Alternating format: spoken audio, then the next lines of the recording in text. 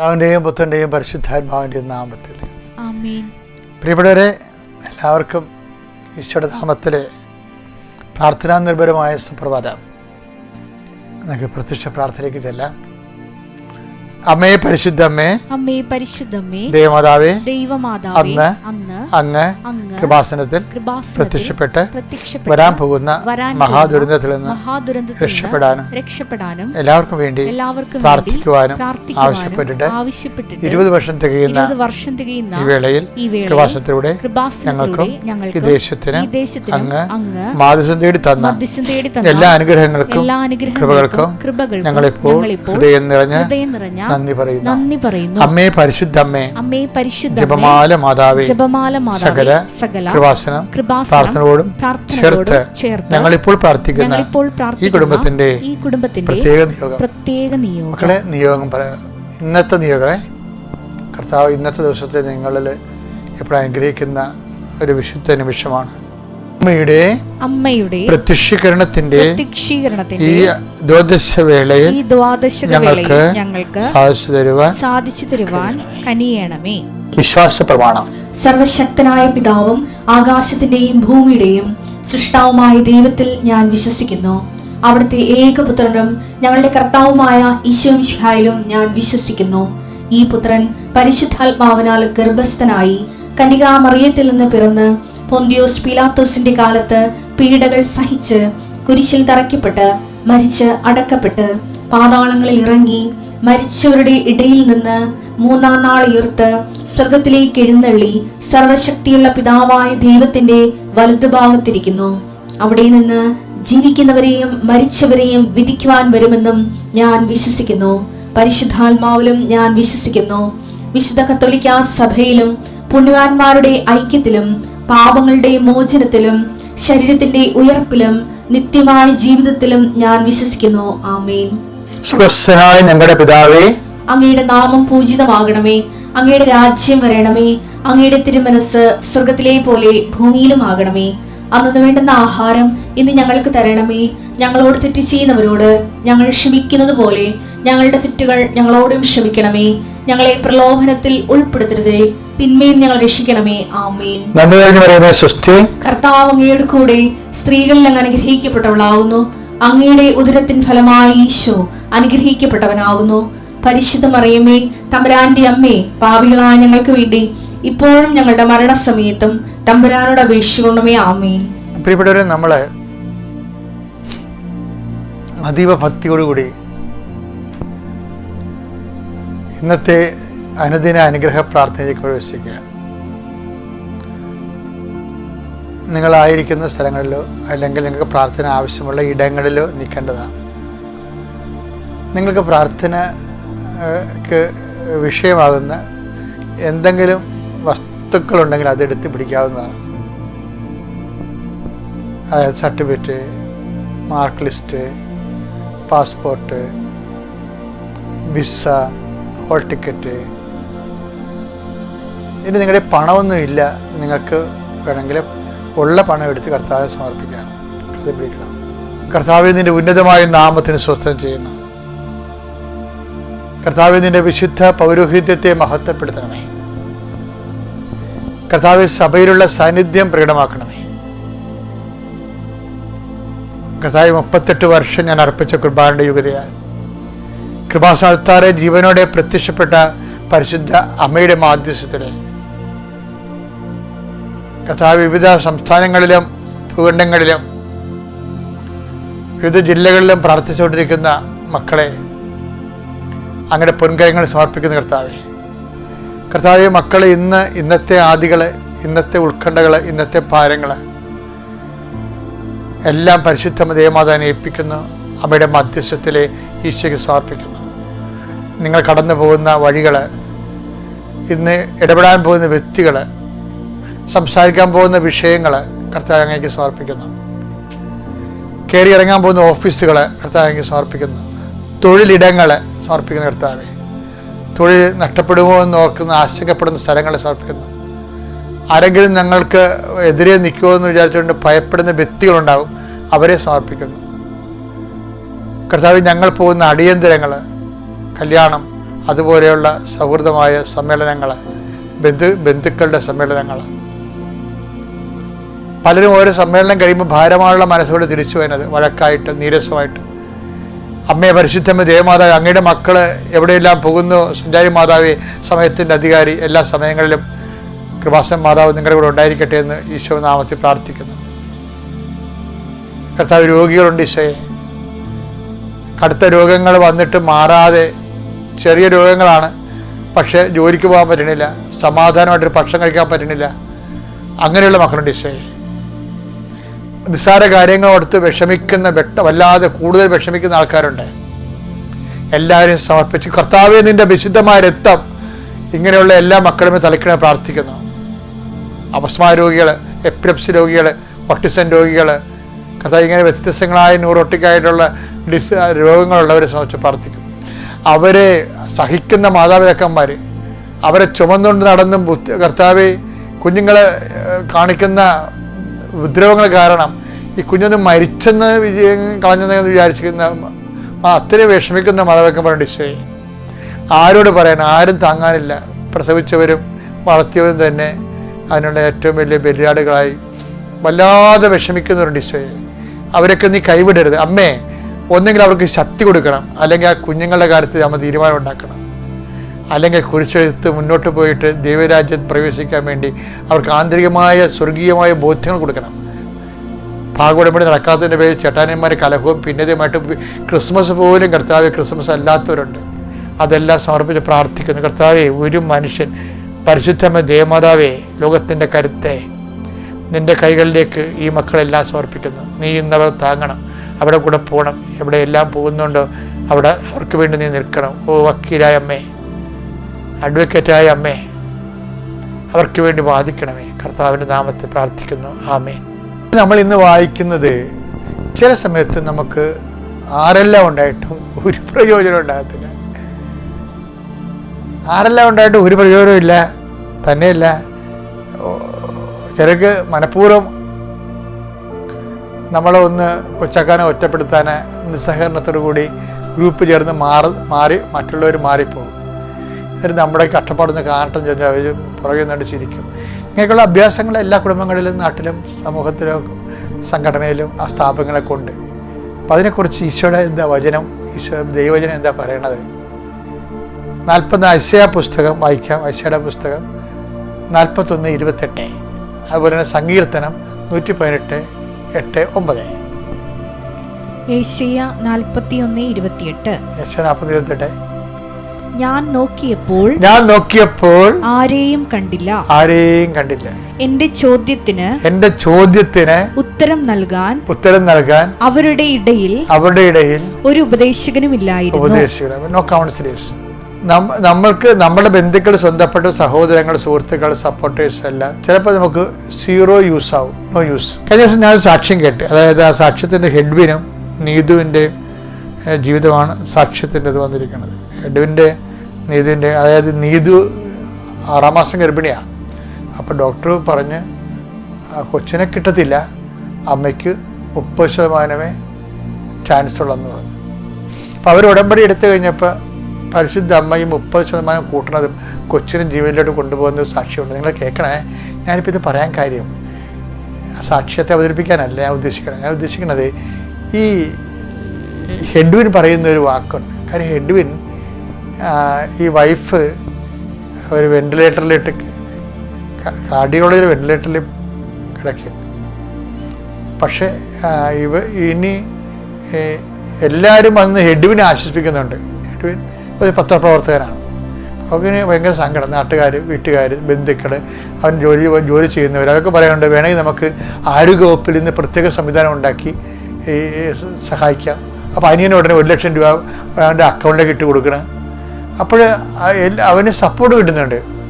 പക്ഷേ അതേസമയം തന്നെ ഈ നീതു എന്ന് പറയുന്ന ഒരു ആ ICUവിൽ ഇങ്ങനെ തണുത്ത് പറച്ച് നോബഡി ടു ലുക്ക് അവർ കിടക്കുക. അപ്പോൾ എഡുവിന് സങ്കടമായി. എല്ലാവരും ഉണ്ടായിട്ട് അവൾക്ക് ആരുമില്ലല്ലോ. എല്ലാവരും എന്നെ ആശ്വസിപ്പിക്കുന്നുണ്ട്, അവളെ ആശ്വസിപ്പിക്കാൻ ആരുമില്ലല്ലോ എന്ന്. അപ്പോൾ ചില സമയത്ത് നമുക്ക് എല്ലാവരും ഉണ്ടായാലും ഈ ഒരു സീറോ എക്സ്പീരിയൻസ് വരും. എല്ലാവരും ഉണ്ടായാലും. അപ്പം അതുകൊണ്ട് തന്നെ ബൈബിൾ എന്താ പറയണത്, എല്ലാവരും ഉണ്ടായാലും നീ അത് ആരും ഇല്ലാത്ത പോലെ നിന്നെ പഠിപ്പിക്കണം എന്ന് പറയാം. ഇപ്പം നമ്മുടെ ജീവിതത്തിൽ ഇപ്പം ഇന്നത്തെ ദിവസം തന്നെ ചില സമയത്ത് സഹായിക്കാമെന്ന് പറഞ്ഞവർ നമ്മളെ സഹായിക്കത്തില്ല, നമ്മൾ പ്രതീക്ഷ വെച്ചവർ ചിലപ്പോൾ ഫോൺ എടുക്കത്തില്ല. അപ്പോൾ ഇങ്ങനെ പരീക്ഷ വെക്കുക ഫോൺ എടുക്കുന്നില്ല, നമ്മൾ ചെല്ലുന്ന പാട്ടിൽ നമ്മൾ പോയ സ്ഥലത്ത് അവനെ അടച്ചിട്ടിരിക്കണം. എന്നിട്ട് നോ പറയുമ്പോൾ എപ്പോഴും ഓർക്കേണ്ടത് ഈ സ്പേസ് എന്ന് പറയുന്നത് നിരാശയുടെ സ്പേസ് അല്ല, അത് പ്രത്യാശയുടെ സ്പേസാണ്. എന്താ കാര്യം, നിന്റെ ദൈവത്തിൻ്റെ സ്പേസാണ്. അതുകൊണ്ട് എന്താ ദൈവം പറഞ്ഞിരിക്കുന്നത് അറിയാവോ? എന്താണ്? അതായത് 118 സങ്കീർത്തനം ഇതിനോട് കണക്ട് ചെയ്യാവുന്ന വാക്കാണ്. സങ്കീർത്തനം 118:8-9. മനുഷ്യനിൽ ആശ്രയിക്കുന്നതിനേക്കാൾ. അതാണ് സംഭവം. ഇങ്ങനെയുള്ള നിങ്ങളെ മനുഷ്യന്മാരിൽ തന്നെ ആശ്രയിക്കുകയാണെങ്കിൽ ഇതുപോലെയുള്ള നിരാശ വരും. എന്താണ്?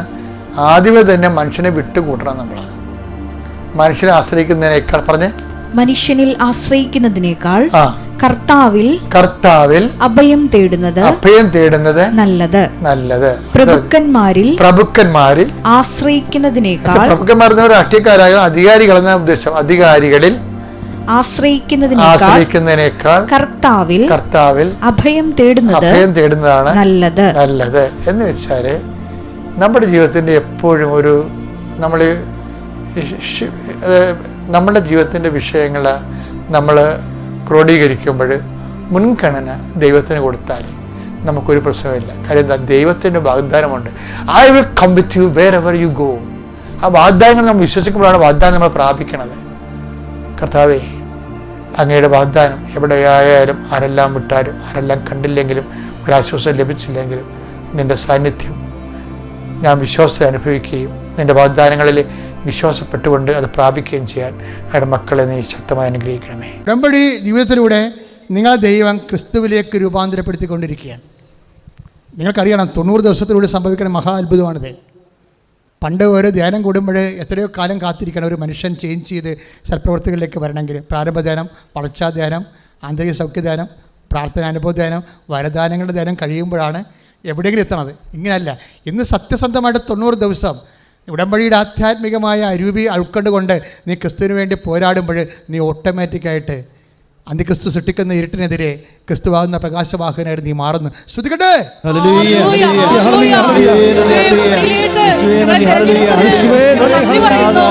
ഇപ്പോഴീ ദിവസങ്ങളിലൊക്കെ ആൾക്കാരുടെ കമൻറ്റ് എന്നെ കാണുന്നവരൊക്കെ പറയുന്നത്, നമ്മുടെ യൂട്യൂബിൽ നിങ്ങൾ സാക്ഷ്യത്തിന് താഴെയുള്ള കമൻറ്റുകൾ നോക്കിയാൽ മനസ്സിലാകും. സാക്ഷ്യത്തിൻ്റെ നിലവാരം കൂടി വരുന്നെന്നാണ്. 2024 ആയപ്പോൾ നേരത്തെ 2022-23 ഉള്ളതിനേക്കാളും കുറച്ചുകൂടി ഡീപ്പായിട്ട്, കുറച്ചുകൂടി കാതൽ ആയിട്ടുള്ള വലിയ സാക്ഷ്യങ്ങൾ സംഭവിക്കുന്നു. സാക്ഷ്യങ്ങൾ നിങ്ങൾ നോക്കിയാൽ മനസ്സിലാവും. നമ്മൾ 2 സാക്ഷ്യം കേട്ടുകൊണ്ടിരുന്നത്, പിന്നെ അത് 3 ആക്കി, ഇപ്പോൾ 6 ആക്കിയിട്ടുണ്ട്. അത്രയും സാക്ഷ്യം, ഒത്തിരിയും നമ്മുടെ കയ്യിൽ എല്ലാ ദിവസവും A ഗ്രേഡ് സാക്ഷ്യങ്ങൾ വരുന്നതാണ് സാക്ഷ്യങ്ങൾ കൂട്ടാൻ കാര്യം. അല്ല പിന്നെ അതൊരിക്കലും അത് കൂട്ടത്തിലായി പോകും. അതും 25,000 പേര് കാണുന്നുണ്ട് കൂട്ടത്തിലുള്ള ഒരുമിച്ചിടുന്ന സാക്ഷ്യങ്ങളും. ഉടമ്പടിയുടെ സ്ഥിരീകരണം എപ്പോഴും സാക്ഷ്യമാണ്. ഉടമ്പടി മാത്രമല്ല, ഉടമ്പടി എടുക്കുന്നവരുടെ സ്ഥിരീകരണം സാക്ഷ്യമാണ്. ഉടമ്പടിയുടെ സ്ഥിരീകരണം മാത്രമല്ല, ഉടമ്പടി എടുക്കുന്നവരുടെ നിങ്ങളുടെ സ്ഥിരീകരണവും സാക്ഷ്യത്തിലായിരിക്കണത്. നിങ്ങൾക്ക് ഉടമ്പടി എടുത്തിട്ട് സാക്ഷ്യമായില്ലെങ്കിൽ ദൈവം നിങ്ങളെ അംഗീകരിച്ചിട്ടില്ല എന്ന് വേണം കരുതാൻ. അത് സീരിയസ് വിഷയമാണ്. ഇതുവരെക്കും നിങ്ങൾ ഉടമ്പടി എടുത്തിട്ട് ചിലർ ഉടമ്പടി ആദ്യത്തെ കാലങ്ങളിലൊക്കെ ഒന്ന് ഉഴപ്പി പതുക്കെ അവിടെ സ്വന്തം സ്വഭാവം കാണിക്കും. തോന്നുമ്പോൾ എഴുന്നേക്കും, അല്ലെങ്കിൽ രോഗി ശുശ്രൂഷകൾ, അല്ലെങ്കിൽ അത് അമ്മയെക്കൊണ്ട്, അല്ലെങ്കിൽ എനിക്ക് സമയമില്ല അമ്മ പോയി കാണാനൊക്കെ പറയും രോഗികൾ. അങ്ങനെ നിങ്ങളുടെ വീട്ടിലുള്ളവരെ കൊണ്ടൊക്കെ ചെയ്യിക്കും. നമ്മുടെ റെക്കോർഡൊക്കെ സുവോളജിക്കാർ റെക്കോർഡ് ചെയ്യിക്കത്തില്ല, ബോട്ടണിക്കാരൊക്കെ ഏജൻസികളെ കൊണ്ട്. അതുപോലെ ഈ ഏജൻസികളെ കൊണ്ട് ഉടമ്പടി എടുപ്പിക്കരുത് നിങ്ങൾ. അത് അമ്മയായാലും ശരി അപ്പനായാലും ശരി. ഉടമ്പടി is A personal bilateral agreement. അത് നിങ്ങളും ദൈവവും തമ്മിലുള്ള. ഇപ്പം തന്നെ ഞാനേ വേറെ കുറേ കാര്യം പറയാൻ വേണ്ടിയാണ് പ്രാർത്ഥിച്ചുകൊണ്ട് ഇറങ്ങിയപ്പോൾ ഇവിടെ വന്നപ്പോൾ ബൈബിൾ ഇരിക്കണപ്പോൾ നമുക്ക് ദൈവമേ ഈശോ എന്നാ വരണം നോക്കാം എന്ന് പറഞ്ഞുകൊണ്ട് പതുക്കെ ബൈബിളെടുത്ത് ജസ്റ്റ് ഓപ്പൺ ചെയ്ത് പ്രാർത്ഥിച്ച് ഓപ്പൺ ചെയ്തപ്പോൾ എന്താ പറഞ്ഞിരിക്കണത്? കാഴ്ചയില്ലാത്ത മൃഗങ്ങളെ നിങ്ങൾ ബലിയർപ്പിച്ചാൽ അത് തിന്മയല്ലേ? കാഴ്ചകളെക്കുറിച്ച് പറയുകയാണ്. സാക്ഷ്യജീവിതം. പണ്ട് ഇവർക്ക് ഒരു പരിപാടി ഉണ്ടായിരുന്നു യഹൂദന്മാർക്ക്. ഇപ്പം മലാക്കിയാണ് കിട്ടിയത് 1:8, 1:8 വാക്യം. രോഗം ബാധിച്ചതിനെയും അർപ്പിച്ചാൽ അത് തിന്മയല്ലേ? എന്നിട്ട് നിങ്ങൾക്ക് വേണ്ടാത്തത് കൊടുത്താലേ. അങ്ങനെ ചെയ്യും ചില ആൾക്കാർ. ഇവിടെ ചെയ്തിട്ടുണ്ടല്ല, നിങ്ങളുടെ സാരി അല്ലെങ്കിൽ വസ്ത്രങ്ങൾ തരാൻ പറഞ്ഞപ്പോൾ നിങ്ങൾ ഈ ശവത്തിന് കൊടുക്കാൻ പറ്റിയ വസ്ത്രങ്ങൾ കൊണ്ടുവന്നിട്ടുണ്ട് ഇവിടെ. ഞാൻ നോക്കിയായിരുന്നു, വസ്ത്രങ്ങളൊക്കെ പോയി. ഞങ്ങളാരും കൊടുക്കത്തില്ല, അതെല്ലാം കത്തി കളയാൻ പോവുകയാണ്.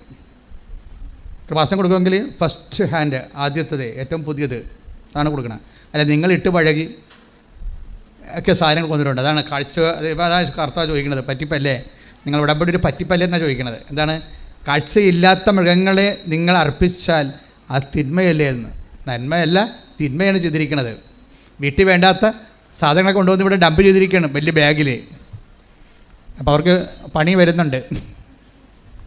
ഇത് ഞാനിപ്പോൾ ആലോചിച്ച് പറഞ്ഞാൽ നിങ്ങൾക്കറിയാമല്ലോ, ഇവിടെ ഇരുന്ന് കർത്താവിൻ്റെ വചനം ഇരിക്കുമ്പോൾ എനിക്ക് വന്ന് ഈശോയ്ക്ക് എന്തോ സംസാരിക്കാനുണ്ടെന്ന് തോന്നിയപ്പോഴും എടുത്തപ്പോഴാണ് മലാക്കി 1:8 കിട്ടിയത്. ശ്രദ്ധിക്കണം കേട്ടോ. അതിങ്ങനെ കാഴ്ചയിൽ മാത്രമല്ല, ഈ ഉടമ്പടി നടപ്പിൽ വരുത്തുന്നതെല്ലാം വളരെ ശ്രദ്ധിക്കണം. ഉടമ്പടി നടപ്പിൽ വരുത്തുന്നത്, ഇപ്പോൾ കഴിഞ്ഞ ദിവസങ്ങളിലൊരു സാക്ഷ്യം ഉണ്ടായി. എനിക്ക് ഇഷ്ടപ്പെട്ട സാക്ഷ്യങ്ങളാണോ? എല്ലാ സാക്ഷ്യമൊന്നും എനിക്ക് ഇഷ്ടപ്പെടത്തില്ല. ചില സാക്ഷ്യത്തിൽ ഇപ്പോൾ സജ്ജി പണിക്കൻകുടി ഇടുക്കി, സജ്ജി പണിക്കൻകുടി ഇടുക്കി ഒരു ചെറുകിട കർഷകനും പാവപ്പെട്ട തൊഴിലാളിയുമാണ്, പാവപ്പെട്ടവനാണ്. ഞാൻ ഈ പാവപ്പെട്ടവരുടെ ഉടമ്പടി വളരെ പ്രത്യേകിച്ച് ശ്രദ്ധിക്കും. എന്ന് വെച്ച് കഴിഞ്ഞാൽ അവർ 0 ആണല്ലോ, അവർക്ക് സ്വാധീനമില്ല, ബാങ്കിൽ ചെന്ന ലോൺ കിട്ടത്തില്ല, അവർക്ക് വേണ്ടി വാദിക്കാൻ ആരും ഉണ്ടാകത്തില്ല, പക്ഷെ അവർക്ക് കടങ്ങളൊക്കെ ഇരിക്കും. അപ്പം അങ്ങനെയൊക്കെ ഉള്ള ഒരു ഉടമ്പടിയിൽ അത് ഇൻവെസ്റ്റ് ചെയ്യുമ്പോൾ എങ്ങനെ ഇരിക്കും? കാര്യം ഉടമ്പടി രീതി നിങ്ങൾക്കറിയാമല്ലോ. ഉടമ്പടിയിൽ ഇപ്പോൾ ഇൻവെസ്റ്റ് ചെയ്യുന്നവർ പലരും ഒരു 60% ഹൈ എഡ്യൂക്കേറ്റഡ് ആയിട്ടുള്ള ആൾക്കാരും സാധാരണ കോമൺ എഡ്യൂക്കേഷൻ കൂടുതലുള്ള ആൾക്കാരും കാര്യങ്ങൾ ബുദ്ധിപരമായിട്ട് പഠിച്ച് വളരെ കൃത്യമായിട്ട് ഇൻവെസ്റ്റ് ചെയ്തിട്ട് വലിയ ഹാർവസ്റ്റിംഗ് ഉണ്ടാക്കുന്ന ആൾക്കാരാണ് ഉടമ്പടിയിലുള്ളത്. അപ്പോൾ ഇതിൻ്റെ അകത്ത് ഞാൻ എൻ്റെ ഇച്ഛാഭംഗങ്ങളിലൊന്നും ഈ പാവപ്പെട്ടവർ ഇതിൻ്റെ അകത്ത് വല്ല മാർഗമുണ്ടോ? കാര്യം പണ്ട് കൃപാസനം പണ്ട് വളരെ പാവപ്പെട്ടവരുടെ ധ്യാനകേന്ദ്രമായിരുന്നു. ഒത്തിരി ഞാനിപ്പോൾ ഈ 2000-ലൊക്കെ വരുമ്പോഴൊക്കെ വളരെ പാവപ്പെട്ടവർ വരണമായിരുന്നു. അപ്പോൾ അവർക്കൊക്കെ ഒരു ആശ്വാസം കിട്ടുമ്പോൾ എനിക്ക് ഭയങ്കര സന്തോഷമായിരുന്നു. എന്നുവെച്ചാൽ എല്ലാത്തിനും സന്തോഷം ഇല്ലെന്നല്ല, പക്ഷേ ഉടമ്പടി ഒരു പാവപ്പെട്ടവന് ചെയ്യാൻ പറ്റണത് അതായത് പ്രശ്നം. കാര്യം ഉടമ്പടിയിൽ ഇപ്പോൾ ജോലിക്കാരൻ രാവിലെ എഴുന്നേറ്റ് വെളുപ്പിനെ 3 മണിക്ക് പോയി റബ്ബർ വെട്ടണം. മത്സ്യത്തൊഴിലാളിയാണെങ്കിലും വെളുപ്പിനെ 3 മണിക്കാണ് കടലിൽ പോണത്. ആ സമയത്തൊക്കെ തണുത്തും വിറച്ചൊക്കെ കടലിൽ പോയി മീന് ഓട്ടം തുടങ്ങുമ്പോൾ തന്നെ ഒരു 12-ാം ഭാഗത്തൊക്കെ എത്തിയാൽ മാത്രമേ 2 മണിക്ക് ഉച്ചയ്ക്ക് 2 മണിക്ക് മീനുകൾ വരാൻ പറ്റത്തുള്ളൂ. അപ്പം അങ്ങനെ സമൂഹത്തിൻ്റെ അടിസ്ഥാന വർഗ്ഗങ്ങളെന്ന് പറയുന്ന ആൾക്കാർ അവർ ഉടമ്പടിയിൽ അവർക്ക് ഇൻവെസ്റ്റ് ചെയ്യാൻ സമയമില്ല. അവർ മിക്കവാറും തോട്ടത്തിലും കാട്ടിലും അതുപോലെ തന്നെ കടലിലും ഒക്കെ ഇരിക്കും. ഞാൻ അവരുടെ സാക്ഷ്യങ്ങൾ ഇങ്ങനെ ശ്രദ്ധിച്ചുകൊണ്ടിരിക്കും. അവർക്ക് ഇൻവെസ്റ്റ് ചെയ്യാൻ സമയമില്ല. അവർക്ക് വാഹനത്തിൽ ഓടിച്ചു പോയി പത്രം എവിടെയെങ്കിലും കൊടുക്കാനുള്ള വാഹനമില്ല. അപ്പം അവരെങ്ങനെ ഈ ഉടമ്പടി ചെയ്യണത്? അതിനെല്ലാം പത്രം വാങ്ങിക്കാൻ അവർക്ക് പൈസ വേണം. ചെറിയ പൈസ ആണെങ്കിൽ അത് വേണമല്ലോ. അതുകൊണ്ടാണ് ഞങ്ങളും സ്വസ്ത്രക്കാഴ്ച എടുക്കാത്തതിൻ്റെ കാരണം. അതിൻ്റെ എക്സ്ട്രാ പിന്നെ സ്വസ്ത്രക്കാഴ്ച കൂടി ആകുമ്പോൾ ശരിയാകത്തില്ലല്ലോ. സ്വസ്ത്രക്കാഴ്ച എടുക്കത്തില്ലല്ലോ. ഇവിടെ ഒന്നും എഴുതി സാമ്പത്തികമായിട്ട് ഒരു സാധനം ഇവിടെ എഴുതി വെച്ചിട്ടില്ല, സംഭാവന പോലും എഴുതി വെച്ചിട്ടില്ല. അതിൻ്റെ കാരണം ഈ പാവപ്പെട്ടവനെ ലക്ഷ്യമിട്ടാണ് അതൊക്കെ ചെയ്തിരിക്കുന്നത്. അപ്പോൾ ഈ ദിവസങ്ങളിൽ ഈ പണിക്കൻകുടിയിൽ നിന്ന്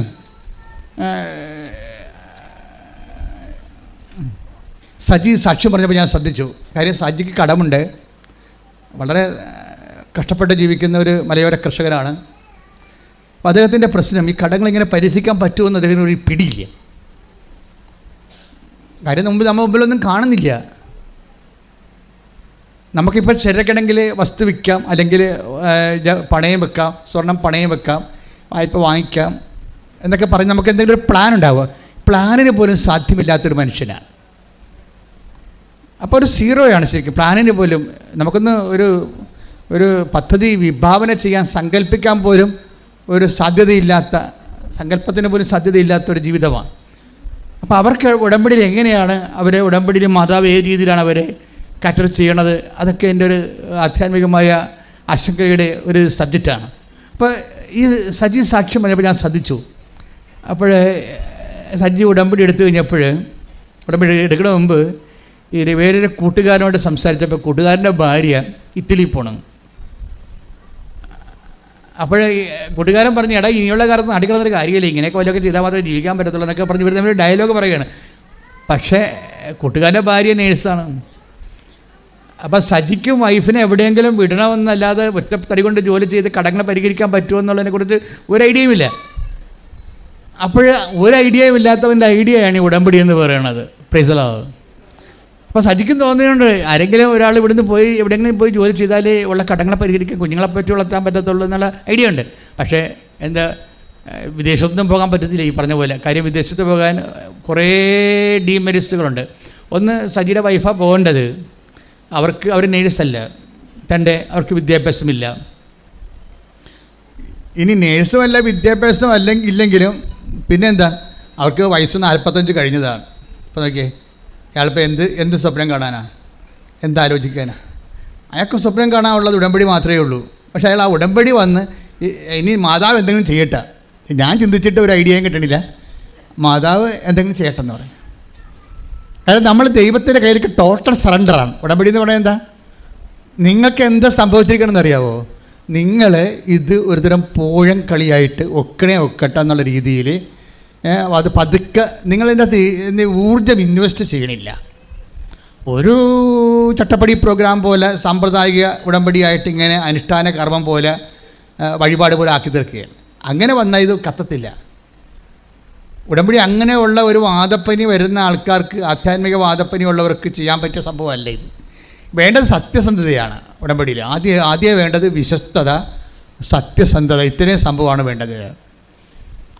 പിന്നെ ഇത്തിരി സത്യസന്ധത ഇത്തിരി കൂടിയ കുഴപ്പമൊന്നും വരത്തില്ല, അത് നന്മയെ ചെയ്യത്തുള്ളൂ.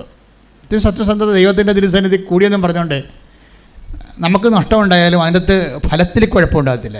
ഇപ്പം സജി വന്ന് ഉടമ്പടി ചെയ്തു, എന്താ ചെയ്യുന്നത്? എന്താ ഉദ്ദേശം എന്താണ്? എനിക്കൊരു ഐഡിയയും കിട്ടണില്ല, മാതാവ് എന്തെങ്കിലും മാതാവിൻ്റെ ബുദ്ധിയിൽ ചെയ്യട്ടെ എന്ന് വിചാരിച്ചുകൊണ്ട് മാതാവിന് ടോട്ടൽ സറണ്ടറാണ്. അപ്പോൾ അതായത് നിന്ന് പ്രാർത്ഥിച്ചൊരു, മാതാവ് എൻ്റെ കയ്യിൽ വഴിയൊന്നുമില്ല, വഴിയുണ്ടെങ്കിലും ഒക്കെ ഇതിന് പൈസയും ഇല്ല, ഇങ്ങനെ അതായത് നിങ്ങൾക്കറിയാം, ഞാൻ ആദ്യ കാലങ്ങളിലൊക്കെ ഉടമ്പടിയെക്കുറിച്ച് പറയുമ്പോൾ ഈശോ എന്നോട് പറഞ്ഞിരുന്നത് ഇത് നോട്ട് ബൈ മെറിറ്റിൽ വർക്ക് ചെയ്യുമെന്നാണ് പറഞ്ഞത്. ഞാൻ അച്ഛനായിട്ട് 38 കൊല്ലമായി. ഉടമ്പടി തരണം 2016. 2017 തൊട്ട് എനിക്ക് നോട്ട് ബൈ മെറിറ്റ് വരാൻ കർത്താവ് ഇങ്ങനെ അടയാളപ്പെടുത്താൻ തുടങ്ങി, not by merit but by grace എന്ന്. പക്ഷേ ഇത് കേട്ട അച്ഛന്മാർ വേണമെങ്കിൽ എന്നെ വേണമെങ്കിൽ വിലക്കാൻ പറ്റും. എന്താ കാര്യം? Not by merit but by grace എന്ന് പറയുന്നത് Ephesians 2:8 ഒരു ഗോസ്പൽ ഫോർമുലയാണ്. അതെന്ത് വേണ്ട? അത് നിത്യരക്ഷയ്ക്ക് വേണ്ടിയുള്ളതാണ്. മനുഷ്യൻ്റെ നിത്യരക്ഷയില്ലേ, നിത്യതയ്ക്ക് വേണ്ടി ദൈവം കണ്ടുപിടിച്ച ഫോർമുലയാണ്. നിങ്ങളുടെ യോഗ്യത കൊണ്ടല്ല, ദൈവത്തിൻ്റെ കൃപ കൊണ്ടാണെന്ന്. യേശുക്രിസ്തു തന്നെ വിശുദ്ധമായ രക്തത്തെ വീണ്ടെടുക്കപ്പെട്ട നിത്യതയ്ക്ക് വേണ്ടി നമുക്ക് വില കൊടുക്കാൻ നമ്മുടെ കയ്യിൽ അതിന് പറ്റിയ ഉരുപ്പടി വിലയില്ല. അപ്പോൾ നമുക്കത് ഈ ജന്മത്തിൽ കൊടുത്തു തീർക്കാൻ പറ്റത്തില്ല എന്നുണ്ടെങ്കിൽ ദൈവത്തിൻ്റെ മുമ്പിലുള്ള ഓപ്ഷൻ എന്താണ്? ബട്ട് ബൈ ഗ്രേസ്, ദൈവത്തിൻ്റെ കൃപ നമുക്ക് നൽകുക എന്നുള്ളതാണ്. അപ്പോൾ ആ ഫോർമുലയിൽ നിന്നാണ് പരിശുദ്ധാത്മാവ് പൗലോസിന് കൈമാറി കൊടുത്തത്. രക്ഷ നിങ്ങളുടെ സമീപത്തുണ്ട്, അത് ലഭിക്കണത് നിങ്ങളുടെ യോഗ്യത കൊണ്ടല്ല, ദൈവത്തിൻ്റെ കൃപ കൊണ്ടാണെന്ന്. ഉടമ്പടി കാലം വന്നപ്പോൾ കർത്താവ് എന്ത് ചെയ്തു? നിത്യതയ്ക്ക് വേണ്ടിയുള്ള ഫോർമുല അനുദിന ജീവിതത്തിന് വേണ്ടിയാക്കി ആപ്ലിക്കേറ്റ് ചെയ്ത് എനിക്ക് തന്നു. അപ്പോൾ ഞാൻ അന്ന് പോലെ സംസാരിക്കാൻ തുടങ്ങി. ഉടമ്പടി വർക്ക് ചെയ്യാൻ പോണതെല്ലാം നോട്ട് ബൈ മെറിറ്റിലാണ്. നിങ്ങളുടെ കഴിവിലല്ല, നിങ്ങളുടെ വിദ്യാഭ്യാസത്തിലല്ല, നിങ്ങളുടെ ആരോഗ്യത്തിലല്ല, നിങ്ങളുടെ എക്സ്പീരിയൻസിലല്ല, കർത്താവിൻ്റെ കൃപയിലാണെന്ന്. ഞാനത് പറയാൻ തുടങ്ങിയതിന് ശേഷം കർത്താവ് ആ രീതി ഒത്തിരിയേറെ അനുഭവങ്ങൾ തരാൻ തുടങ്ങി. അപ്പോൾ എനിക്ക് മനസ്സിലായി, നിത്യതയ്ക്ക് വേണ്ടി മാത്രമുള്ള ജീവിത ഫോർമുല അല്ല ഇത്, അനുദിന ജീവിതത്തിന് ഇത് തന്നെയാണ് ആപ്ലിക്കേഷൻ എന്ന് പറഞ്ഞത്. ശ്രദ്ധിക്കട്ടെ. ഹല്ലേലൂയ. Hallelujah, hallelujah, hallelujah. യേശുവേ ഹല്ലേലൂയ, ഹല്ലേലൂയ, ഹല്ലേലൂയ,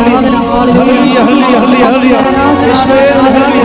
പരിശുദ്ധ പരമദിവ്യകാരുണ്യത്തിന് ആരാധനയും സ്തുതിയും പുകഴ്ചയും വേർഡ് ഓഫ് ഗോഡ്. ദൈവത്തോട് പ്രസംഗിക്കുന്നവൻ ദൈവത്തിൽ നിന്ന് വെളിപാട് ലഭിച്ചതുപോലെ പ്രസംഗിക്കുക. ശ്രദ്ധിക്കട്ടെ. ഹല്ലേലൂയ, ഹല്ലേലൂയ, ഹല്ലേലൂയ, ഹല്ലേലൂയ, യേശുവേ hallelujah, hallelujah, hallelujah, hallelujah, hallelujah, hallelujah, യേശുവേ ശക്തമായി ശ്രദ്ധിക്കട്ടെ.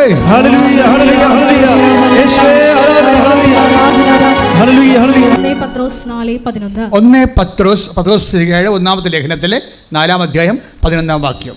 പ്രസംഗിക്കുന്നവൻ ദൈവത്തിന്റെ അരുളപ്പാട് നൽകുന്നവനെ പോലെ പ്രസംഗിക്കട്ടെ. പ്രസംഗിക്കുന്നവൻ ദൈവത്തിന്റെ അരുളപ്പാട് നൽകുന്നതിനെ പോലെ പ്രസംഗിക്കട്ടെ. അപ്പൊ സഭയിൽ പ്രസംഗിക്കാൻ അത്രേ ഉള്ളൂ. എന്താണ്? ദൈവത്തിന്റെ അരുളപ്പാടാണ് പറയുന്നത് ജനങ്ങളോട്. പ്രസംഗിക്കുന്നവൻ കർത്താവിൽ നിന്ന് ദൈവത്തിൽ നിന്ന് അരുളപ്പാട് ലഭിച്ചവനെ പോലെ പ്രസംഗിക്കട്ടെ. അടുത്ത എന്താ? ശുശ്രൂഷിക്കുന്നവൻ. Praise the Lord. ശുശ്രൂഷിക്കുന്നവൻ പറഞ്ഞേ. ശുശ്രൂഷിക്കുന്നവൻ ദൈവത്തിൽ നിന്ന് ലഭിച്ച ശക്തി കൊണ്ട് എന്ന പോലെ ശുശ്രൂഷിക്കട്ടെ. എന്താ പ്രോബ്ലം? ശുശ്രൂഷിക്കണമെങ്കിൽ എന്താ വേണ്ടത്? ശക്തി വേണം. നമ്മുടെ ഈ ഉടമ്പടിയിലുള്ള എല്ലാ പരിശുദ്ധ പ്രവർത്തനങ്ങളും ശക്തിയിലാണ് ചെയ്യേണ്ടത്. അതുകൊണ്ടാണ് ഈ പ്രേയറിൻ്റെ അകത്ത് ഈ ഉടമ്പടിയുടെ പ്രേയർ കണ്ടൻറ്റിൻ്റെ പ്രധാനപ്പെട്ട ഉദ്ദേശം ശക്തിയാണ്. നമ്മളെ ശക്തിപ്പെടുത്തുന്നത് പരിശുദ്ധാത്മാവാണ്, അല്ലേ? നമ്മളെ പരിശുദ്ധാത്മാവാണ് ശക്തിപ്പെടുത്തുന്നത്. അതിൻ്റെ ഒരു കാരണം പ്രാർത്ഥനയാണ്. ഇതിനകത്ത് പ്രത്യക്ഷീകരണ പ്രാർത്ഥന എന്ന് പറയുമ്പോൾ എല്ലാ പ്രാർത്ഥനയ്ക്കും നമ്മുടേതായിട്ടുള്ള ഒരു മേക്കിങ്ങാണ് ഉള്ളത്. പക്ഷേ പ്രത്യക്ഷീകരണ പ്രാർത്ഥന അമ്മ തന്നിരിക്കുന്ന കാരണം 50% അമ്മ ഇതിൻ്റെ അകത്ത് പ്രൊമോട്ട് ചെയ്യും, ഇൻവെസ്റ്റ് ചെയ്യും. ഇതൊക്കെ എളുപ്പമാണ് പ്രത്യക്ഷീകരണ പ്രാർത്ഥന. അപ്പോൾ പ്രത്യക്ഷീകരണ പ്രാർത്ഥന വന്നു കഴിഞ്ഞാൽ നമ്മുടെ ഒരു ആവശ്യമല്ലത്. അമ്മയുടെ പ്രത്യക്ഷീകരണം സഭ ഏറ്റെടുത്ത് പഠിച്ചിട്ട് ഇതിനുള്ള അന്തർദേശീയ ലെവലിൽ സമയഘടികാരം നിശ്ചയിച്ചടത്തി പ്രത്യക്ഷപ്പെട്ട ദൈവത്തിൻ്റെ തിരുമനസ് ലോകത്തോട് വെളിപ്പെടുത്താൻ വേണ്ടിയുള്ള ദൈവികമായ പദ്ധതിയുടെ ഭാഗമായിട്ടാണ് പ്രത്യക്ഷീകരണ പ്രാർത്ഥന വരുന്നത്. അതുകൊണ്ട് നമ്മുടെ ആവശ്യമല്ലത്, അതാണ്ട് ആവശ്യമാണ്. സമയഘടികാരം നെഞ്ചിൽ ചാർത്തി ദൈവം പ്രത്യക്ഷപ്പെട്ട പരിശുദ്ധ അമ്മയിലൂടെ ദൈവം ലോകത്തിന് കൊടുക്കാൻ ഉദ്ദേശിക്കുന്ന സന്ദേശം എന്താണെന്ന് സഭ ആഗോളപരമായിട്ട് മനസ്സിലാക്കിയിട്ട് ഭൗമിക സഭയോട് കൈമാറ്റം ചെയ്യേണ്ട ദൈവിക രഹസ്യമാണത്. അപ്പോൾ അതുകൊണ്ട് തന്നെ പ്രത്യക്ഷീകരണ പ്രാർത്ഥന നമ്മൾ എടുക്കുമ്പോൾ ദൈവം അത് അഡ്മയർ ചെയ്യും. മറ്റു പ്രാർത്ഥന ചെല്ലണ പോലെ അല്ല. ദൈവം അത് ദൈവത്തിൻ്റെ ആവശ്യമാണ് എൻ്റെ അടുത്ത് പറയണത്, നമ്മുടെ ആവശ്യമല്ല. മനസ്സിലായില്ലേ? അമ്മയുടെ പ്രത്യക്ഷീകരണം സഭ ഏറ്റെടുത്ത് പഠിക്കുക എന്നുള്ളത് ആരുടെ ആവശ്യമാണത്? അമ്മയുടെ പ്രത്യക്ഷീകരണം സഭ ഏറ്റെടുത്തിട്ട് ലോകത്തിന് പ്രചരിപ്പിക്കുക എന്നുള്ളത് ആരുടെ ആവശ്യമാണത്? ദൈവത്തിൻ്റെ ആവശ്യമാണ്. അത് എയർ ലിഫ്റ്റിംഗ്, മോളിൽ നിന്ന് ലിഫ്റ്റിങ്ങുള്ള പ്രാർത്ഥനയാണ്. അതുകൊണ്ടാണ് പ്രത്യക്ഷീകരണ പ്രാർത്ഥന ചെല്ലുമ്പോൾ അതിൻ്റെ അംശങ്ങളെല്ലാം മനസ്സിലാക്കി മുട്ടയിൽ നിന്ന് വളരെ വൃത്തിയായിട്ട് ഭക്തിയോടെ ചെല്ലണം. അതെന്താ കാര്യം? നമ്മൾ ഉള്ളുകൊണ്ട് ആഗ്രഹിക്കണം. ഉള്ളുകൊണ്ട് ആഗ്രഹിക്കണം. എന്ത്? പ്രത്യക്ഷ പ്രാർത്ഥന ചെല്ലണതല്ല പ്രശ്നം, ആ ചെല്ലണ കണ്ടൻറ്റ് വൈസ് നമ്മൾ ആഗ്രഹിക്കണം. കർത്താവേ, എങ്ങനെയെങ്കിലും എത്രയും വേഗം അമ്മയുടെ പ്രത്യക്ഷീകരണം സഭ ഏറ്റെടുത്ത് പഠിക്കാൻ ഇടയാകണമെന്ന്. കാര്യം ഇത് സാധാരണ ഒരു പ്രത്യക്ഷീകരണമല്ല, ഒരു ബന്ധിഞ്ഞ കൊന്തേ വെച്ച് മാതാവ് പ്രത്യക്ഷപ്പെടുന്നതല്ല. സമയഘടികാരം നെഞ്ചിൽ ചാർത്തിയിട്ട് ദുരന്തമുണ്ടാകാൻ പോകുന്നു പ്രാർത്ഥിക്കണം എന്ന് പറയുമ്പോൾ അന്ത്യകാല സന്ദേശമാണ്. അത് ഉറപ്പല്ലേ? സമയം എന്ന് പറയുമ്പോൾ സമയം തീരാൻ നിൽക്കുകയല്ലേ. 10:08 സൂചന എന്ന് പറയുമ്പോൾ 1.25 മണിക്കൂറാണ് ഇനി ആമമുള്ളത്. അപ്പോൾ അതിനുള്ളിൽ എല്ലാ മനുഷ്യരിലേക്കും ദൈവത്തിൻ്റെ വചനം എത്തിച്ചേരണം. അനുതാപിക്കാൻ ദൈവം പ്രത്യേക അനുഗ്രഹം കൊടുത്തിരിക്കുന്നവർക്ക് അവസരം കൊടുക്കണം. ഇങ്ങനെ കുറേ ദൈവികമായ ദൗത്യങ്ങൾ ഭൂമിയിൽ നിറവേറാറുണ്ട്. അതൊന്നും ലോക്കലായിട്ടുള്ള കാര്യമല്ല, അതൊരു ആഗോളമായിട്ട് ഗ്ലോബലായിട്ടുള്ള വിഷയമാണ്. It will take time. അതിന് നല്ല പ്രാർത്ഥന ആവശ്യമുണ്ട്, അത് നല്ലൊരു പ്രാർത്ഥന ആവശ്യമുണ്ട്. അപ്പം അതുകൊണ്ട് ആ പ്രാർത്ഥനയിലേക്ക് വരുന്നതിൻ്റെ ഭാഗമായിട്ട് നിങ്ങൾ ദൈവത്തിൻ്റെ പദ്ധതികളോട് മനസ്സുകൊണ്ട് സന്തോഷത്തോടെയാണ് നിങ്ങൾ മനസ്സായി യോജിച്ചുകൊണ്ടാണ് നിങ്ങൾ ആഗ്രഹിക്കണം. പ്രത്യക്ഷ പ്രാർത്ഥന ചെല്ലുമ്പോൾ ഞാനൊരു പ്രാർത്ഥന ചൊല്ലി. അപ്പോൾ നിങ്ങളുടെ ഉദ്ദേശം എന്താണ്? പ്രത്യക്ഷ പ്രാർത്ഥന ഇടയ്ക്ക് ഒരു നിയോഗം വരുന്നുണ്ട്. പശു പ്രസവിക്കണം, ആന പ്രസവിക്കണം എന്നൊക്കെ പറഞ്ഞുകൊണ്ട് നിങ്ങൾ അതിൻ്റെ ഇടയ്ക്ക് കയറി പറയും. അതിന് വേണ്ടിയാണ് നിങ്ങൾ പ്രത്യക്ഷ പ്രാർത്ഥന ചെല്ലണത്. അത് നിങ്ങളുടെ ആവശ്യമാണ്, അത് ഞാൻ എതിർക്കുമല്ല. അത് അമ്മ പ്രാർത്ഥന തന്നപ്പോൾ അതിനകത്ത് പറഞ്ഞിട്ടുള്ള കാര്യമാണ് ആൾക്കാരുടെ നിയോഗം പറയാവുന്നത്. പക്ഷേ അത് 50% ഉള്ളൂ. 50% നമ്മുടെ വിഷയമല്ല. 50% ഈ പ്രത്യക്ഷീകരണ പ്രാർത്ഥന ചെല്ലണ ആൾക്കാർ മനസ്സുകൊണ്ട് ചിന്തിക്കണം. എന്താണ്? സമയഘടികാരം നെഞ്ചിച്ചടച്ച് പ്രത്യക്ഷപ്പെട്ട ദൈവത്തിൻ്റെ തിരുമനസ് എന്താണെന്ന് സഭയ്ക്ക് മനസ്സിലാക്കിക്കൊണ്ട് ഈ പ്രത്യക്ഷീകരണം സഭ പഠിച്ചുകൊണ്ട് ലോകത്തിൽ കൈമാറണം എന്ന് വേണ്ടി സ്തുതിക്കട്ടെ. ഹല്ലേലൂയ.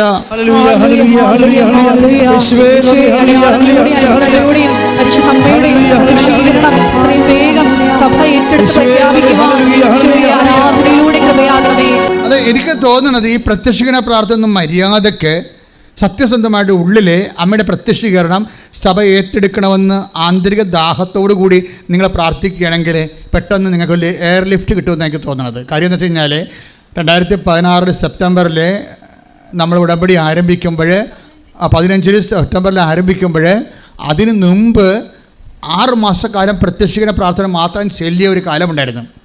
അന്ന് ഉടമ്പടി ഇല്ലായിരുന്നു. ആ പ്രത്യക്ഷീകരണ പ്രാർത്ഥന മാത്രം ചെല്ലിയ സമയത്ത് പോലും ആ പ്രത്യക്ഷീകരണ പ്രാർത്ഥന ചെല്ലണ കൊണ്ട് മാത്രം ചെല്ലിയവരെയെല്ലാം അമ്മ അനുഗ്രഹിക്കുകയും അമ്മയുടെ സാന്നിധ്യം കൊടുക്കുകയും ചെയ്യുന്ന ഒരു കാലമുണ്ടായിരുന്നു. അപ്പോൾ അതൊക്കെ മനസ്സിലാവും. ഈ ഉടമ്പടി തന്നെ ഉടമ്പടി പിന്നീട് ദൈവം തന്നതാണ്. ആദ്യം തന്നെ പ്രത്യക്ഷീകരണ പ്രാർത്ഥനയാണ്. അതിൻ്റെ ഉദ്ദേശം ഈ പ്രത്യക്ഷീകരണം ദൈവം ഏറ്റെടുക്കുക, സഭ ഏറ്റെടുക്കുകയും തന്നെയാണ്. എൻ്റെ മക്കളെ, അതുകൊണ്ട് ഈ പ്രത്യക്ഷീകരണ പ്രാർത്ഥനയിലാണ് ശക്തി ഇരിക്കുന്നത്. ഇപ്പം എന്താ നമ്മൾ വചനം 10 ദിവസത്തിൻ്റെ 4 11 വായിച്ചത് എന്താണ്? ശുശ്രൂഷിക്കുന്നവൻ പറഞ്ഞേ, ശുശ്രൂഷിക്കുന്നവൻ ദൈവത്തിൽ നിന്ന് ശക്തി ലഭിച്ചവനെ പോലെ ശുശ്രൂഷിക്കട്ടെ. ഇത് ഒരു ശക്തിയുമില്ലാതെയാണ് ശുശ്രൂഷിക്കണം. വാദപ്പനി പിടിച്ചവനെ പോലെ. ഇനി ആർക്കാണ് പത്രം കൊടുക്കാനുള്ളത്? ദൈവത്തിന് നാളെ കൊടുക്കാമായിരിക്കും, അല്ലേ മറ്റന്നാൾ കൊടുക്കാം. നാളെ ഞാൻ ആലപ്പുഴ പോകുന്നുണ്ട്, അല്ലെങ്കിൽ ഞാൻ കോട്ടയത്ത് പോകുന്നുണ്ട്, അപ്പോഴാ മറ്റേ കൊടുക്കുക. ആരെങ്കിലും കാണാം. അപ്പോഴും നാട്ടിൽ കൊടുക്കത്തില്ല. നാട്ടിൽ കൊടുത്ത ആൾക്കാർ കാണത്തില്ലേ? നാട്ടിലെ അയൽവാസിക്കൊന്നും കൊടുത്തില്ല. അപ്പോൾ ചോദിക്കും നിനക്ക് ഇതേ പണിയുള്ളതെന്ന് ചോദിക്കും. നീ ഇതും കൊണ്ട് നടന്നിട്ട് എന്നാ പുഴുങ്ങിയെന്ന് ചോദിക്കും. അപ്പോൾ അവർ നാട്ടിൽ നാക്കിൻ്റെ അടിക്കണ കാരണം ഞാൻ നാട്ടുകാരെ പേടിയാണ് എനിക്ക്.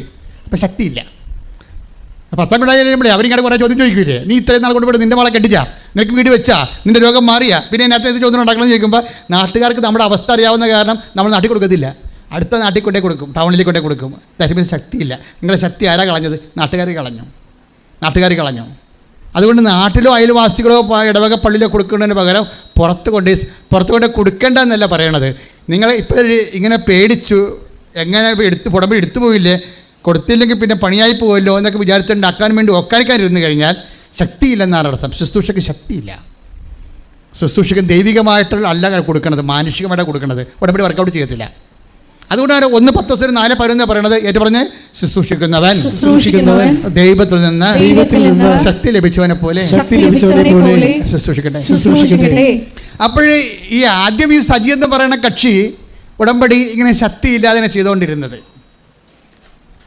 അത് കാരണം എന്നാ പറ്റുമെന്ന് വെച്ച് കഴിഞ്ഞാൽ പുള്ളിക്കാരൻ്റെ ഇതൊന്നും കാര്യം, ഒന്നാമത് വൈഫിന് 45 വയസ്സ് കഴിഞ്ഞ്, രണ്ടാമത്തെ വിദ്യാഭ്യാസം ഇല്ല, മൂന്നാമത്തെ ഒരു നേഴ്സല്ല, അങ്ങനെ പല പ്രശ്നങ്ങളുണ്ട്. പിന്നെ എവിടെ നിന്നൊക്കെ ലോണ് സംഘടിപ്പിച്ച് കിട്ടി, അതും കുറച്ച് പാടുപെട്ടാണെങ്കിൽ ലോണ് കിട്ടി. ലോണ് കിട്ടിയെങ്കിലും സെറ്റാകണില്ല, ആളെ കയറ്റിവിടാൻ പറ്റണില്ല. ഇപ്പോൾ കടവുമായി ആളെ കയറ്റിവിടാൻ പറ്റണില്ല, വല്ലാത്ത അവസ്ഥയായി. പക്ഷേ ഈ മനുഷ്യൻ്റെ ഒരു ഉടമ്പടി ഒരു ട്വിസ്റ്റ് വരുത്തി. പഴയതിനേക്കാൾ എപ്പോഴും നമ്മൾ ഓർക്കേണ്ടത് ഉടമ്പടിയിൽ ഓരോ മാസവും അതിൻ്റെ ട്വിസ്റ്റിംഗ് ഉണ്ടാകണം. കാര്യം ദൈവം മുമ്പത്തേക്കാൾ കുറച്ചുകൂടി നിങ്ങളുടെ വിശ്വാസവും അതുപോലെ ഒരു ദൈവസ്നേഹവും ഒക്കെ വർദ്ധിച്ചിട്ട് വേണം. അങ്ങനെ ഒരു അപ്ഡേഷൻസ് എപ്പോഴും നമ്മുടെ ആധ്യാത്മിക ജീവിതത്തിൽ ഉണ്ടാകണം. അല്ല മുമ്പത്തേക്കാൾ ഗതികെട്ട രീതി, ഉടമ്പടി എടുത്ത കാലത്തേക്കാൾ ഗതികെട്ടാണ് ഇപ്പം ചെയ്യണമെങ്കിൽ അതിൻ്റെ അർത്ഥം നിങ്ങൾ ചെയ്തിട്ട് കാര്യമില്ല. ഇനി നല്ല വെടിപ്പായിട്ട് കത്തോലിക്കരാണെങ്കിൽ വെടിപ്പായിട്ട് കുമ്പസാരിച്ചിട്ട്, മറ്റുള്ള മതസ്ഥരാണ് മറ്റുള്ള സഹോദരങ്ങളാണെങ്കിൽ ദൈവത്തോട് അനുതാപപ്പെട്ടിട്ട് ഉടമ്പടി കുറച്ചുകൂടി സത്യസന്ധമായിട്ട് ചെയ്യാൻ തുടങ്ങിയാൽ ഒരു കുഴപ്പം ഉണ്ടാകത്തില്ല. ദൈവത്തോട് കാര്യം അറിയാൻ പാടില്ല, നിങ്ങൾക്ക് അറിയാൻ പാടില്ല ഇങ്ങനെ വന്നത്. അതുകൊണ്ട് ദൈവം അതൊക്കെ ക്ഷമിക്കും. പക്ഷേ എൻ്റെ മക്കൾ ചെയ്യേണ്ടത് വർദ്ധിച്ച ദൈവസ്നേഹം, വർദ്ധിച്ച വിശ്വാസം, അങ്ങനെയാണത് കൈകാര്യം ചെയ്ത് പോകേണ്ടത്. അതിൻ്റെ അകത്ത് എല്ലാത്തിനും ഒരു സത്യസന്ധത ഉണ്ടാകണം. ഇപ്പോൾ സജി എന്താ ചെയ്തിരിക്കണത്? അതായത് പത്രമൊക്കെ വാങ്ങിച്ചു കൊടുത്തപ്പോഴേ ഈ വിദ്യാഭ്യാസവും ഇല്ല, നേഴ്സുമല്ല, വയസ്സും കഴിഞ്ഞ ആളെ ഒരു ഏജൻസിയെ കിട്ടി ഇറ്റലിക്ക് വരെ മാൾട്ടയിൽ പോകാനിടയായി. വലിയ ഭാഗ്യമായി. അയാൾ ആ സഹോദരിയെ സംബന്ധിച്ചിടത്തോളം മാൾട്ട വരെ എത്തിയത് ഉടമ്പടിയുടെ ചിറകിലാണ് എത്തിയിരിക്കുന്നത്. അല്ല വേറെ യാതൊരുവിധ മെറിറ്റും അവർക്കില്ല. നോട്ട് ബൈ മെറിറ്റിൽ വർക്ക് ചെയ്യണത്. പക്ഷേ മാൾട്ടയിൽ ചെന്നിട്ടാണെങ്കിലും പുറത്തിറങ്ങാൻ പറ്റണില്ല. ജോലിയില്ല. 2 ദിവസമേ ജോലിയുള്ളൂ. ഒരു ദിവസം, ഒരാഴ്ച 2 ദിവസമേ ജോലിയുള്ളൂ. 2 ദിവസത്തെ ജോലിയുണ്ട്. അവിടുത്തെ ഭക്ഷണം കഴിക്കുക, വാടക കൊടുക്കുക, ഒരു പിടിയില്ല. അപ്പോൾ ഇന്ന് വിഷമിക്കുകയാണ്. അങ്ങനെ വിഷമിച്ച് പക്ഷേ അപ്പോഴെന്ത് ചെയ്ത് സജീവ് വിളിച്ച് പറഞ്ഞു, ഞാനിവിടെ വീട്ടിൽ കുത്തിരിക്കുകയാണ്, 2 ദിവസമേ, ഒരാഴ്ച 2 ദിവസമേ പണിയുള്ളൂ, അത് 3 മണിക്കൂർ വെച്ചാൽ പണിയുള്ളൂ. ഇങ്ങനെ പോയാൽ എന്ത് ചെയ്യും? നമ്മുടെ കടങ്ങൾ പെരുകുകയല്ലേ, വരാത്ത കണക്കായി, വന്നതുകൊണ്ട് പലിശ കൊടുക്കുകയുള്ളത് ചെയ്യണത്. അങ്ങോട്ടും ഇങ്ങോട്ടും സങ്കടം പറഞ്ഞ് വിഷമിക്കുകയാണ്. പക്ഷേ ആ വിഷമം സജിക്കില്ല. സജി വേറെ പരിപാടി ചെയ്ത്. സജി അതായത് ഈ ശുശ്രൂഷിക്കുന്നവൻ ദൈവത്തിൽ നിന്ന് ശക്തി ലഭിച്ചവനെ പരിസ്ഥിതി. സജി പോകുന്ന സ്ഥലങ്ങളിലെല്ലാം ഇടുക്കിയിൽ പലയിടത്തും ബംഗാളികൾ വർക്ക് ചെയ്യുന്നുണ്ട്. അതുപോലെ ഇടുക്കി പലയിടത്തും തമിഴന്മാർ വർക്ക് ചെയ്യുന്നുണ്ട് തോട്ടങ്ങളിലൊക്കെ. പുള്ളിക്കാരൻ എന്നാ ചെയ്താൽ മലയാളം പത്രം വാങ്ങിക്കുന്നതിന് പകരം പുള്ളിക്കാരൻ ബംഗാളി പത്രം, ഹിന്ദി പത്രവും അതുപോലെ തമിഴ് പത്രവും മേടിച്ചു. എന്നിട്ട് റബ്ബർ പുള്ളിയുടെ പണി കഴിഞ്ഞിട്ട് പുള്ളി ഇത് കൊണ്ടുപോയി ഒരു ജോലി പോലെ ചെയ്യുകയാണ് കർത്താവിന്. ഇത് ഒരു ജോലി പോലെ ചെയ്യണം. നമുക്ക് ജോലി ചെയ്യണത് കുടുംബം പോറ്റാൻ വേണ്ടിയല്ലേ. അപ്പോൾ നമ്മൾ സീരിയസ് ആയിട്ട് ചെയ്യുമല്ല. അപ്പോൾ കുടുംബം പോറ്റാൻ വേണ്ടി ജോലി ചെയ്യണ പോലെ അതേ ഉദ്ദേശത്തിൽ ശുശ്രൂഷിക്കുന്നവൻ ദൈവത്തിൽ നിന്ന് ശക്തി ലഭിച്ചവനെപ്പോലെ ശുശ്രൂഷിക്കേണ്ട കർത്താവ് പറഞ്ഞില്ലേ. അപ്പോൾ അതുകൊണ്ട് തന്നെ ഒരു ജോലി പോലെ ഇത്തിരി കർത്താവുമായിട്ടൊരു ബന്ധമില്ലാത്ത ആൾക്കാരെ തിരഞ്ഞ് കണ്ടുപിടിച്ചിട്ട് അവരോട് ഹിന്ദി അറിയാൻ പറയാം, മലയാളം അറിയാം, തമിഴ് അറിയാൻ പാടില്ലെങ്കിലും ആ മനുഷ്യൻ കർത്താവിൻ്റെ വേല മറ്റുള്ളവർക്ക് ചെയ്യണം. ചെയ്തു കഴിഞ്ഞപ്പോൾ അത് ഇത്തിരി കട്ടി കൂടിയ പണിയല്ലേ. ഇവർ സത്യസന്ധരാണെന്ന് ദൈവത്തെ മനസ്സിലായില്ലേ. ദൈവം ഉടനെ ഒരു പണി ചെയ്യും. നിങ്ങൾക്കറിയാവില്ല, നിങ്ങളെക്കുറിച്ചുള്ള എന്നോട് ചോദിച്ചപ്പോൾ എന്നോട് ആരും ചോദിക്കുകയാണ്, അച്ഛാ ബൈബിളിലെ അച്ഛന് ഏറ്റവും ഇഷ്ടപ്പെട്ട അഭിഷേകം കിട്ടിയ വചനം ഏതാണെന്ന് ചോദിച്ചു കഴിഞ്ഞാൽ ഞാൻ പറയാൻ പോണ വചനം 32 സങ്കീർത്തനം 32:12 പറയത്തുള്ളൂ. 32:8 എന്താണ്? നീ നടക്കേണ്ട വഴി നിൻ്റെ മുഖത്ത് നോക്കി ഞാൻ നിന്നെ ഉപദേശിക്കും. Price the Lord. ഒന്ന് പറഞ്ഞേ, നീ നടക്കേണ്ട വഴി നിന്റെ മുഖത്ത് നോക്കി ഞാൻ ഉപദേശിക്കും.